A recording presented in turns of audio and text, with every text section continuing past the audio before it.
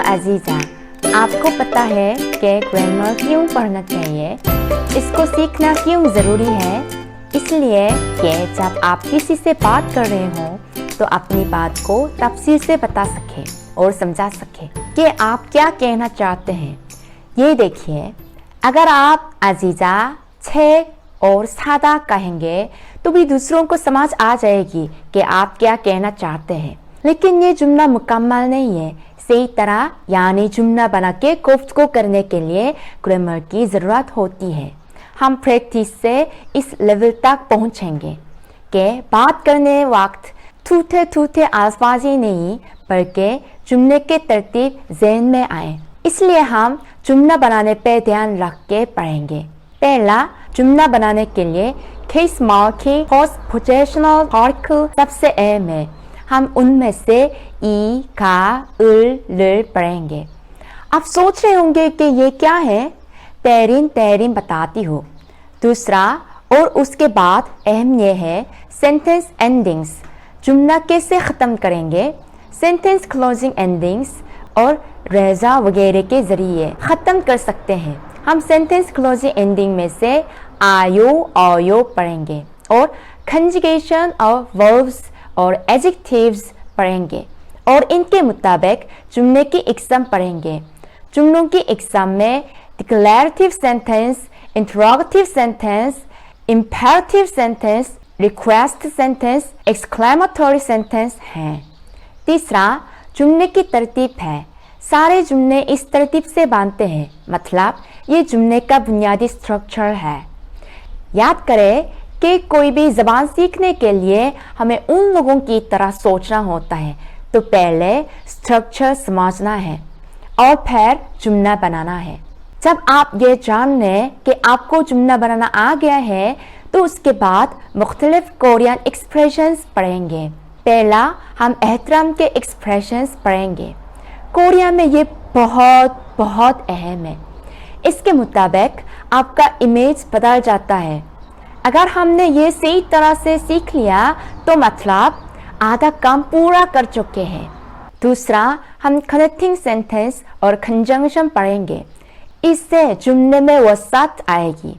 ये नाउन में शामिल होता है। उसको देखकर हमें नाउन का कैरेक्टर पता चलता है कि ये सब्जेक्ट, ऑब्जेक्ट और वर्ब में से क्या है। ये कैसे हो सकता है? ऐसा है कि सब्जेक्ट, ऑब्जेक्ट और वर्ब में मुख्तलिफ किस्म के केस मार्किंग पोस्टपोजिशनल पार्टिकल शामिल होते हैं।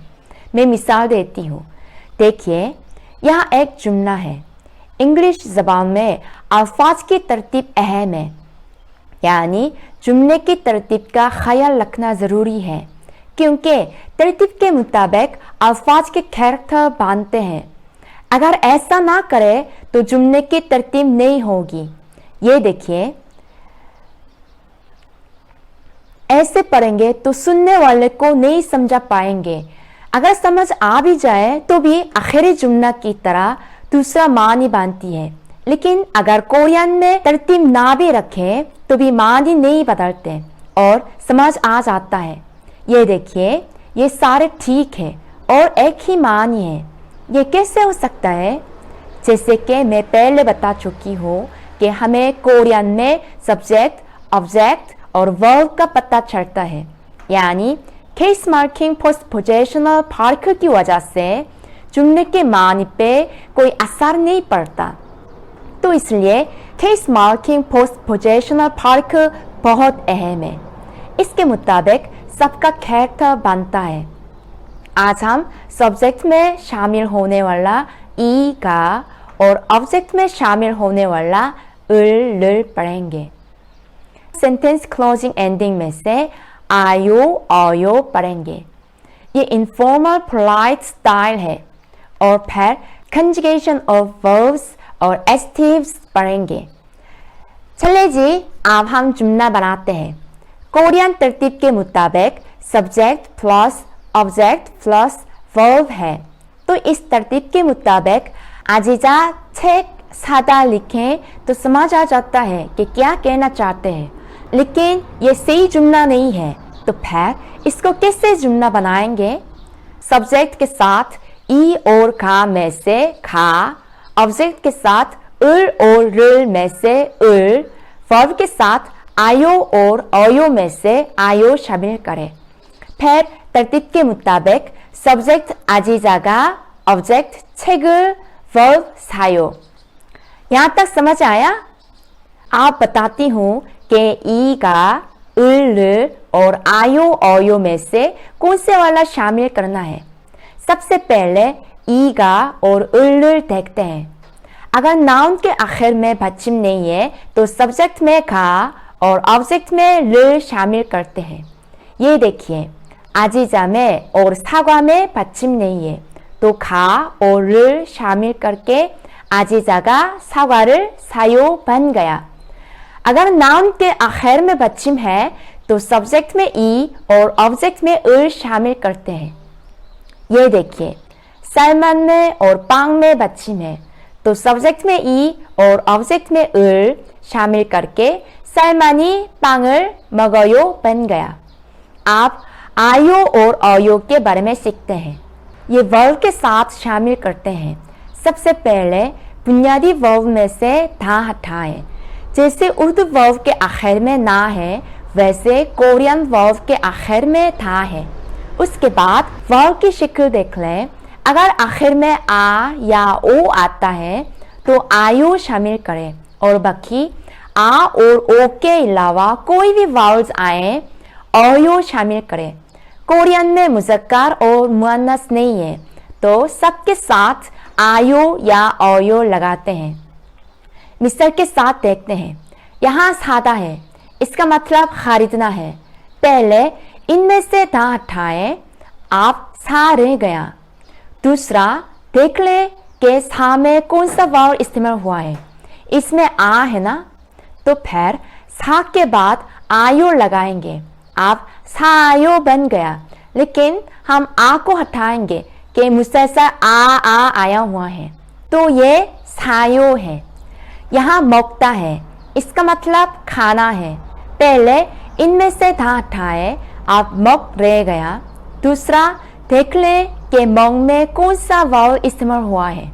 इसमें अ है ना, ये आ या ओ नहीं है तो फिर मौक के बाद अयो लगाएंगे, फिर मगयो बन गया। इरेगुलर वाव भी देखते हैं। यहाँ दिखता है, इसका मतलब सुनना है। पहले इनमें से था हटाए, आप दिख रह गया। ये इरेगुलर वर्ब है कि आयो या अयो लगाते हुए दिगत के बजाय लिगल लगाते हैं तो आप दिल रह गया। दूसरा, देख ले कि दिल में कौन सा वाउल इस्तेमाल हुआ है। इसमें है ना, तो फिर दिल के बाद अयो लगाएंगे, फिर 들어요 बन गया। फिर से बताती हूँ। सबसे पहले डिक्शनरी से अपना पसंदीदा वर्ब ढूंढ ले। दूसरा, डिक्शनरी में दिया हुआ वर्ब में से यानी बुनियादी वर्ब फॉर्म में से था हटाएं। तीसरा, आखिरी वाव देख ले कि कौन सी शक्ल का है। चौथा, वाव की शक्ल के मुताबिक आयो या अयो लगाएं। पांचवा, इरेगुलर वर्ब को अलग करके याद करें। सब्जेक्ट आजीजा में बच्चिम नहीं है तो इसके बाद खा लगाएंगे, फिर सादा में से था हटाकर आयो लगाएंगे। आजीजा का सायो। सब्जेक्ट ईसरी में बच्चिम नहीं है तो इसके बाद खा लगाएंगे, फिर इल्ता में से था हटाकर अयो लगाएंगे। ईसरी का इल्गयो। सब्जेक्ट यांग में बच्चिम है तो इसके बाद ई लगाएंगे, फिर 먹다 में से था हटा के अयो लगाएंगे, 양이 먹어요। सब्जेक्ट सलमान में बच्चिम है तो इसके बाद ई लगाएंगे, फिर 듣다 में से था हटा के अयो लगाएंगे। ये इरेगुलर वर्ब है तो 듣 के बजाय 들 लगाएंगे।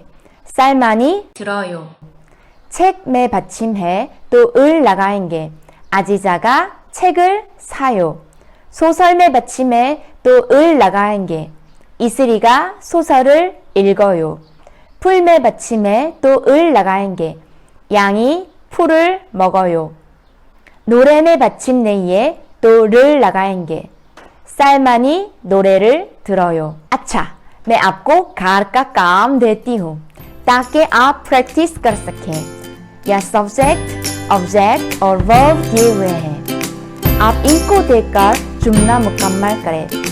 아지자 자다, 요셉 신발 벗다, बस खादा। अगली क्लास में फिर मिलेंगे। अजीजा को इजाज़त दीजिए।